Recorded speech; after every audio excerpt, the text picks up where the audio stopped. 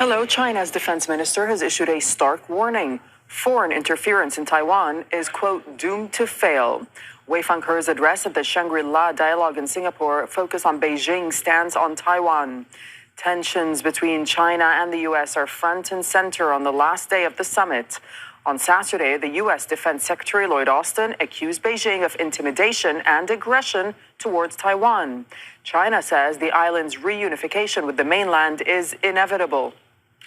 We will resolutely crush any attempt to pursue Taiwanese independence. Let me make this clear. If anyone dares to secede Taiwan from China, we will not hesitate to fight. We will fight at all costs, and we will fight to the end. This is the only choice for China. Well, we have two correspondents covering this story. Adrian Brown is in Hong Kong, but first, let's bring in Jessica Washington. She's joining us live from that summit taking place in Singapore right now. So what more did the Chinese foreign minister have to say, Jessica?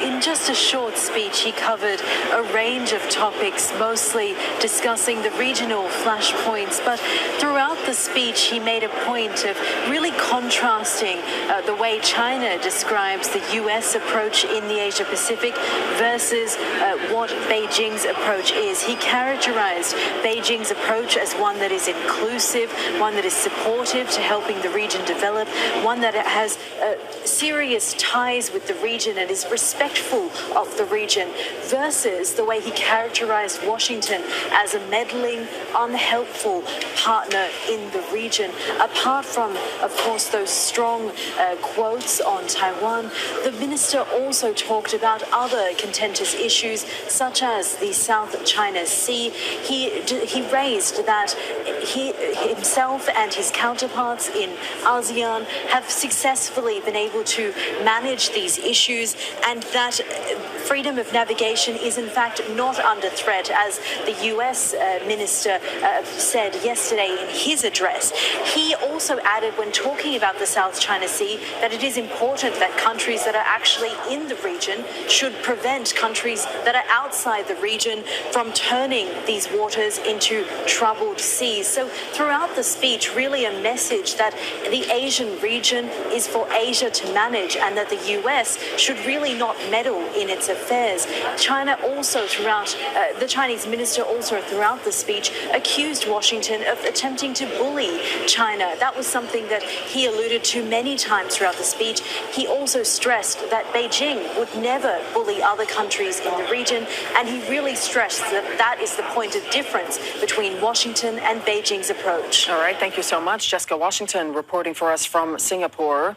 Let's get the view from Hong Kong and bring in Adrian Brown. So does China have reason to feel threatened, Adrian?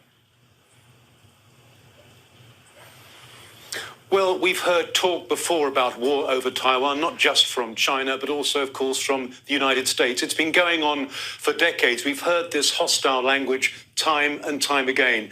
The difference now, of course, is that militarily, China is much stronger than it was 5 years ago and, of course, 10 years ago. It now has an aircraft carrier and several more in the pipeline. The message, the overriding message coming from the defense minister from China today was this: the time for trying to contain China is over. Asian countries, though, of course, are feeling nervous. They don't want to find themselves in a position where they are forced to take sides. They want to deal with China because China is the region's biggest economy. They want to deal with the United States because the US is the world's biggest economy.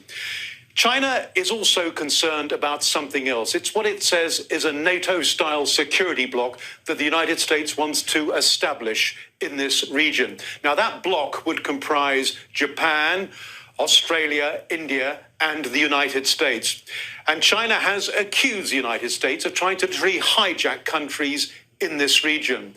Beyond Taiwan, and it remains the principal flashpoint here at the moment, there is deepening concern on the US side about what it says are dangerous and provocative aerial and also naval maneuvers being taken by its military, not just in the area of Taiwan, but also in the South China Sea and the East China Sea. And the big worry is this, is that the military brinkmanship could one day spiral out of control.